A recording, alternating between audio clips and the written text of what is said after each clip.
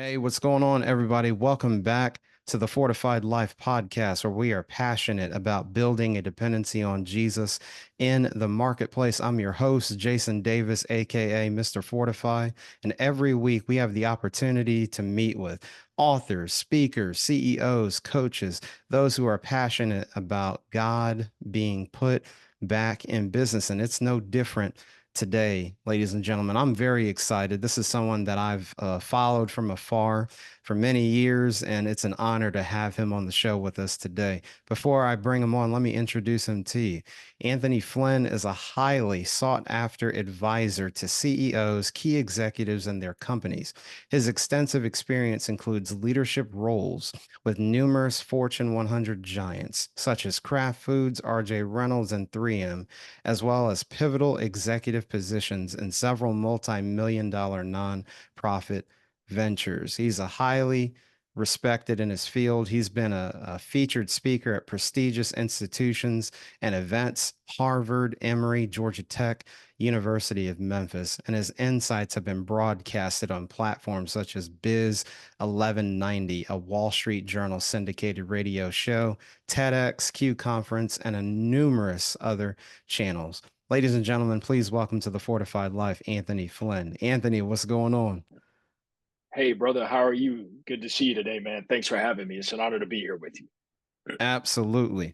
Well, Anthony, we know in looking at your bio, you just didn't wake up in 2024 working with executives, writing books, traveling the world speaking. So give us a little bit of a chronicle of your professional experience and how you got to where you are today. Yeah, sure thing. Absolutely. So I started off, graduated college, student of the year, my major, intern of the year for a top-notch internship program, and went directly into corporate America, thinking because of my story and background, being raised to a teenage mom in poverty, I thought that money and success was the answer to all of life's problems. So I fast forwarded or fast tracked, if you will, into corporate America, thinking that I was going to live the corporate executive dream for the rest of my life. Had honestly, brother, I was blessed to have some tremendous success really early on and realized very quickly at 24, I had what many would consider a dream job. Mm. I was the youngest person in the country in my role at 3M, company car, four-state responsibility and territory. I had all the freedom and autonomy in the world. My boss lived in the Twin Cities. So I managed this entire territory by myself and was promised, to make millions of dollars and climb the corporate ranks, and decided to make a hard pivot at the age of 24 and took $25,000 a year and no benefits to go be a youth outreach worker slash associate pastor at a Wow. startup church. And so that was a major turning point for my life and my career. That was really the impetus for me moving in the direction of my faith, as well as realizing that I wanted to invest in impact and people versus profit. Mm. And so I wanted to share that because I think that's important, that everything I've done since then, really, Jason, has been a buildup from that decision all the way up to who I am today. And so, of course, throughout my journey, I've run, as mentioned, multiple multi-million dollar nonprofits. I've also started a couple businesses, scaled to seven figures. And to bring you fast forward to where I am today, in fact, for those who are watching, I'm sitting in the office of a nonprofit organization headquartered in Houston called Work Faith, where we provide faith-based training and coaching for people who are overcoming addiction, coming out of prison, et cetera. So I have the privilege of being the CEO here, multi-million dollar nonprofit. We have almost 30 full-time staff. When you add contractors and part-timers, we're about 40 people. So I have the privilege of doing this work every day. So I liken that to saying I can reach the front lines because those we serve in this organization, really, it's all about helping support people who are starting out and or moving up through the ranks of the front lines and moving through the marketplace. But of course, through my consulting business, as you know, Jason, and I'll share with others, I do a ton of work with CEOs and key executives at a high level in some major corporations, brands that most people listening here would certainly know. And so I really get to see the marketplace from both perspectives, literally from the perspective of the boardroom and the C-suite, all the way over to the perspective of the front lines. Mm.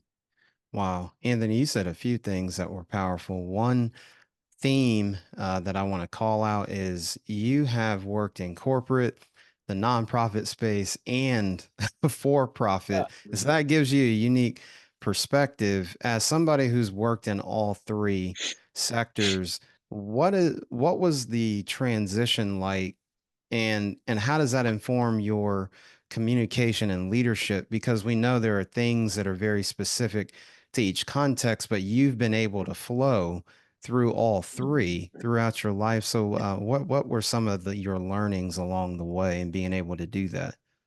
Yep. I actually think one of the so I wasn't expecting that question. So I really, really appreciate that question because it allows me to just give an honest and fresh answer. And my response to that, brother, is one of the things that I've noticed is the fact that the dignity of people, the dignity of man, is Mm, applicable across the board.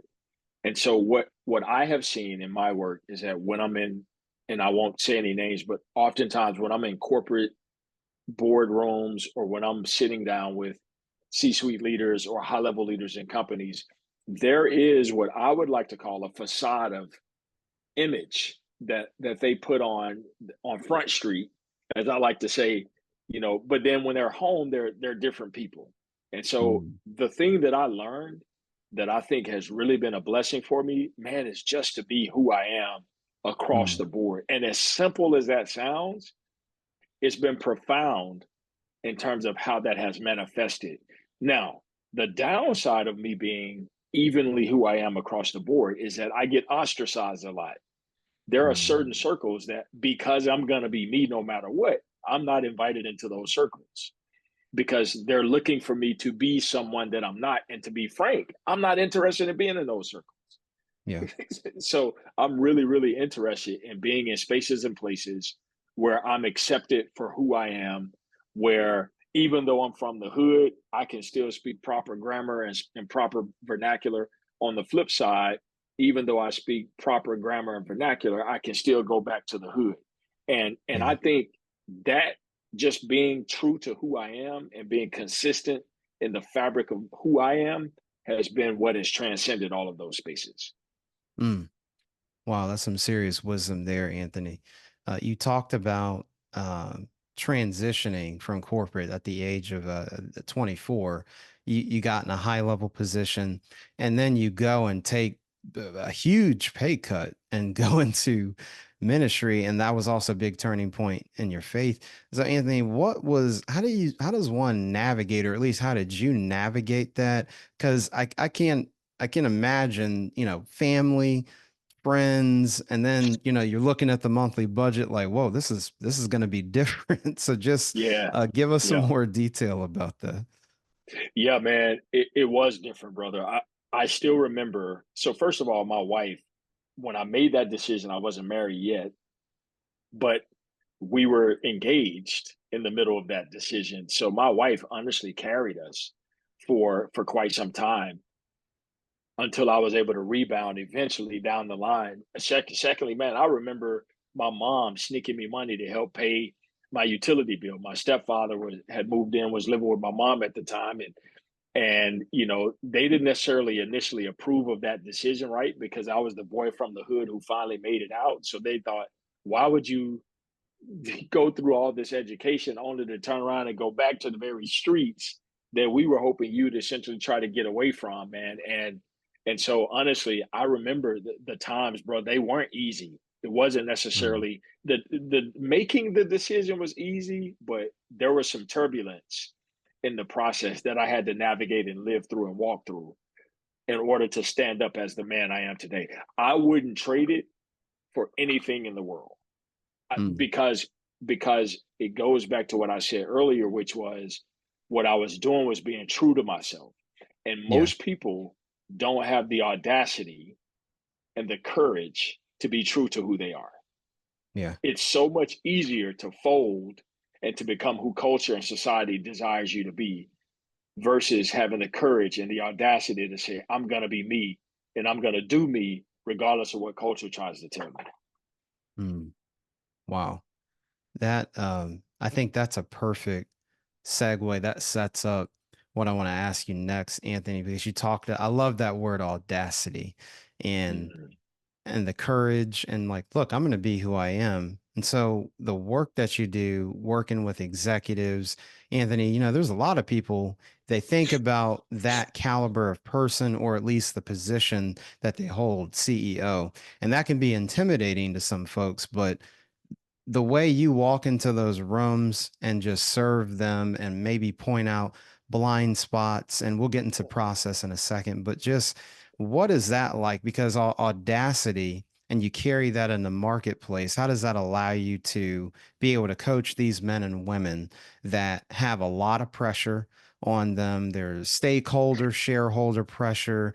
Are we increasing revenue and profit and Yeah. all the different metrics, and they're just human? So tell us what that's like.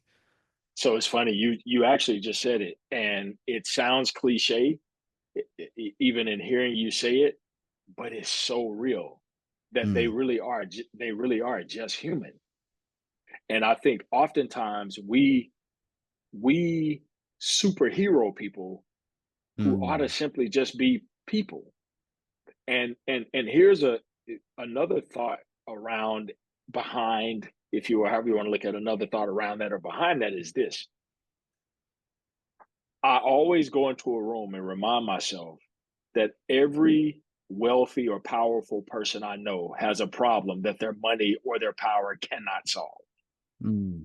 It's good. It's true. I have problems in my life that, hey, if I could write a check for it, man, it'd be let me put 5 grand on that for that to go away. Right? Right. There are certain problems. No, you can't write a check and say that problem is going to go away. You can't Cash App or Venmo or Zelle that and say that that problem is going to go away. And so there are some people who live behind that facade that their power and their money make them who they are.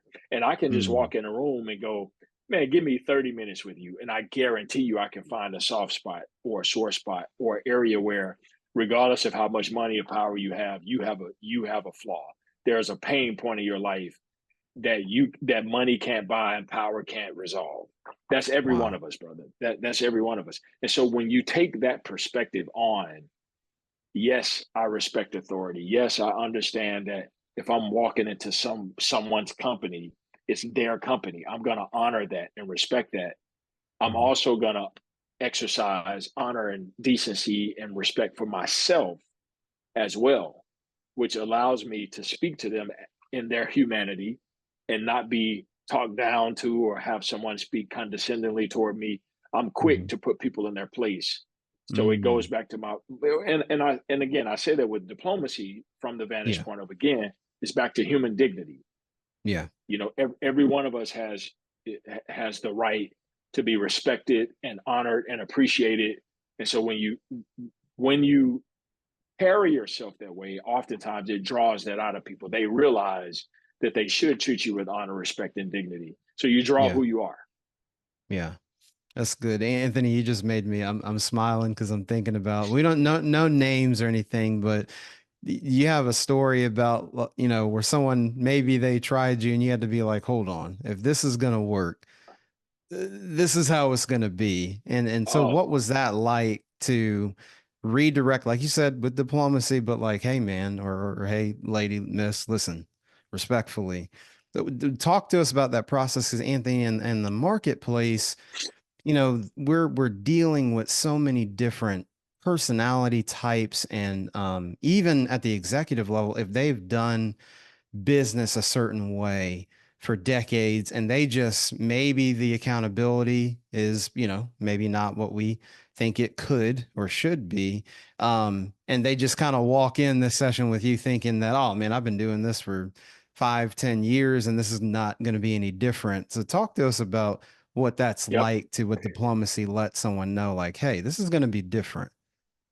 Yeah. So actually, I won't say a name or organization, but earlier in my career, I was blessed pretty quickly to step into an executive leadership role, a pretty high profile role in my home city at that time. And let me lead by saying I didn't last 6 months in the role for the Mm. very reason behind your question. And that was that I remember coming in one day and the CEO, I was the COO, hired in as a young COO talent with the intent of eventually succeeding this person. And I remember the CEO telling me when I came in one day, he said, "Man, all this leadership stuff you're talking and all this work you're doing, trying to grow the team, et cetera, blah, blah, blah, blah, blah." He literally says, "Man, you should just be satisfied with the fact that you get a paycheck every 2 weeks." Wow. And I came in with a resignation letter within a couple of weeks of that conversation. And so I Mm. didn't last. So everybody thought I had lost my mind once again, right? Where I'm in this, what was considered a high profile role that many people knew throughout the city. And I was resigning. I Mm. didn't last 6 months. That's the shortest stint I've ever had on a job assignment in my life. And Wow. that includes washing dishes and everything else I did, right? Because I saw the character of the man. And Mm. and when I saw that, and it's the reason I tell my son and daughter to this day that I care more about the leadership you work under for the first 8 to 10 years of your career than I do the actual job itself or the money you earn, because I really care about who's speaking life and or speaking death over my kids, right? I want my kids to sit under the leadership of people who want to see them prosper, who I say go where you're celebrated, not where you're tolerated, et cetera. And I live by that. I Yeah. have boldly and audaciously lived by that, even when it has quote unquote cost me things. Mm. Wow. And then you just gave a that was parenting advice, a miniature MBA, like all in that. I almost like in the Bible when they talk about Selah, take a pause. You said Mm, it's critical who you work under, especially those first 8 to 10 years. That is huge because it shapes so much. So just um, in coming to that conclusion, even sharing that with your children, Anthony, I've lived some of that myself. Why aren't more mm, people talking about that? Because a lot of people lament or walk around with grudges and, they're 10, 12, 15, 20 years in the game and they're still talking about what somebody did 15 years ago. So just shed some additional light on that because I don't want the listeners to miss that. I don't want it to go over their head. It's like that's really key what you just said. yeah. So one of the advantages of growing up in my conditions, and you and I, we talked pre-show about some of our similarities, right? Hmm. But one of the advantages of trauma and poverty and all those things is it makes you desperate to some extent, Hmm. Yeah. or it invites desperation. Should I say, like the whole mission, should you choose to accept it. Yep. So the desperation for healing for me empowered me to say, man, I'm not gonna spend my life. I got enough pain in my life already. The last thing I want to do is spend my life in more pain. And so when I made that decision to walk away from corporate America and leave money, I realized the money, the company car, the suits, and all that, it wasn't doing it for me. So Mm. I said, I'm going to spend my time and energy and even the resources that I have investing in me, like learning me. What do I want? What's important for me so that I can have joy, peace, and fulfillment in life? Because I spent my life miserable up to Yeah. that point. And most people don't have what it takes, by what it takes, meaning back to my statement, audacity and boldness. They have the acumen to do it. They have I guess you could argue it's a skill, learned skill for some, Hmm. but ultimately what it really boils down to is a commitment to self. It's really, man, I'm going to even lean so far as to say it's self-love. Mm. That I loved myself enough to not allow myself to be a slave to the standards of culture, but in fact, to be a slave, if you will, to what I believe the credence of the word of God said about Yeah. me. And that's the difference. That's the X factor, is that there are people who will say it on Sunday if you will, but on Monday walk a completely different walk. And I was just willing to go through whatever I needed to go through financially, if you will, in order to get to a place where I can say, man, I'm satisfied with myself. I love myself for who I am and what God has created. And I'm also living the life that I want to live and not the Mhm. life that this fictitious culture has created for me. Mm. So good. Ladies and gentlemen, this is definitely an episode you're going to want to come back and listen to. Anthony's really unpacking things for us. Anthony, one of the ways that wisdom gets captured and legacy per se gets created is it through it being written down.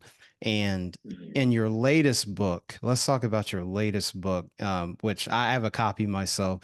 0 to 7 figures. Start your business, overcome barriers, scale profitability. Who is that book for, and what's the central message of that book that you're trying to get across? Yeah, the book, it's actually an evolution.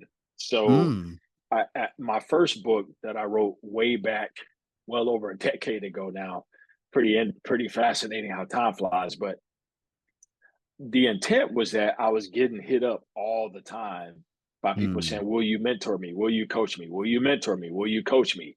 And I said, "Man, there's two things. I got to write something so that if something were to ever happen to me, my kids, both of them, would know how to build a business from scratch, a business mm, or a nonprofit. And for all the people who I'm not able to meet with one on one or in a small group or whatever, here's a tool or resource. You can spend 20, 30 bucks. And if you take the time to walk through it, it can literally transform your life, yeah. if you're willing to put the information to use. And so it's for that everyday person, man, who doesn't have an MBA, who's not nearly as intelligent as you are, Jay, who can go to Georgia, who can even get into Georgia Tech, let alone graduate from Georgia Tech, right? So it's for that everyday person, man. And a lot of the people that were approaching me were very candidly, and I say this respect, people who look like you and me, who didn't have an MBA, who didn't grow up in a family where they had wealth and access to means, or they had a father or a mother who grew a successful business. They didn't have a roadmap or a model. And so I Mm, wrote the book for those individuals. And mm, you asked the through line essentially is that my goal was to simplify the concept of starting a business as well as the process of starting a mm. business. Got it. That's really the simple way to say it is you can start a business. If I can start a business, brother, especially and grow a business to seven, oh my gosh, I'm telling you, I promise you, whoever is out there listening, I promise you, if I can do it, and if you sat down with me for 30 minutes, you go, okay, yeah, I can do it too. If this guy can do Yeah. it, and that's the honest to God truth. And back to your point, I really wanted to humanize Hmm. what comes across as not human at times to people. So Mm. yes, you can start a business, and yes, you can actually grow a business, but it does take some skills and acumen and focus and framing and all of that. And so I built all of that into it in a simple fashion. Mm. So good. Anthony, where can people get a copy of your book? They can go on to Amazon. Actually, yeah, I'll leave it at that. We're launching a new platform. I don't want to get ahead of myself. So I'm just going to Right. say right now, you can go to Amazon and order the book.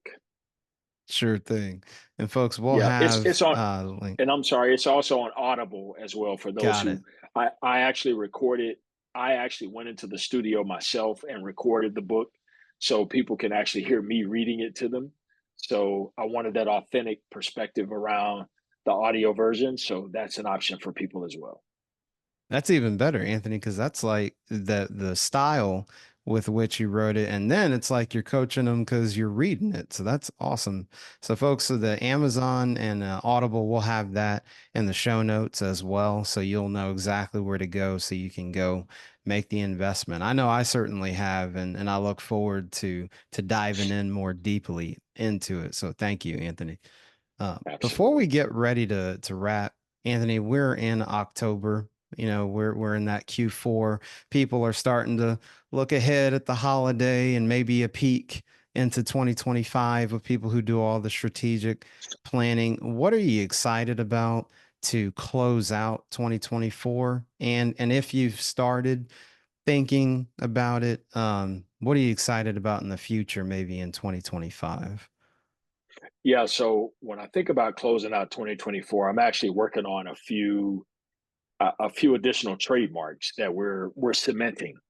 And I really do believe these trademarks are going to be game changing for those who get to experience them. So I'm super excited about that. And so people can definitely stay in touch with me. And if you are, and I can say this, if you're trying to create a new habit or break an old habit, and you're the person who says, man, I really want to go after my dream, but I struggle with the execution, I've got something powerful for you coming for the remainder of 24 and leading into 25. So I can help you make a habit or break a habit. And I'm super excited about that. It'll be part of my life's work and my life's journey. We have a couple of other things that I'm working on as well, where my goal is to help, and I say ours in my company, but it's to help, man, close the wealth gap, specifically targeting the middle class. And so Mm, we've got some tools coming for that as well. Again, I've got them in the hands of my IP attorney and all that. So we're working through all of that detail. And so I'm super excited about really those two. In addition to the work I'm already doing, I'm excited to really empower people who are struggling with executing on their goals and dreams, and just universally moving the middle class to understand that they can become upper middle and or even one percenters, right? And mm. so I'm super excited about that. I love it. I'm excited. Anthony, I don't even know the details, but I know I'm excited about it just hearing you describe it. So, folks, you definitely want to keep up with what Anthony's doing. And that brings us to our last thing. Anthony, you've given wisdom. We got your books, and people are like, man, how do I find this dude? How do I even keep up with what he's doing? So, what's the best way for people to connect with you and your resources, Anthony? Sure thing. They can follow me on LinkedIn, or they can obviously. I don't use Instagram as much. I'm mostly on LinkedIn, but the option on Instagram is Coach Anthony Flynn, and all just one word, Coach Anthony Flynn. And additionally, if people want to email me directly, they can either email me for business, aflynn at amazingceo.com. For my nonprofit work, aflynn at workfaith.org. Either of those two works for me, and I'll look forward to hearing from anyone who does decide to reach out. I love it. Anthony, I just want to say huge thank you for you hanging out with us here on the Fortified Life.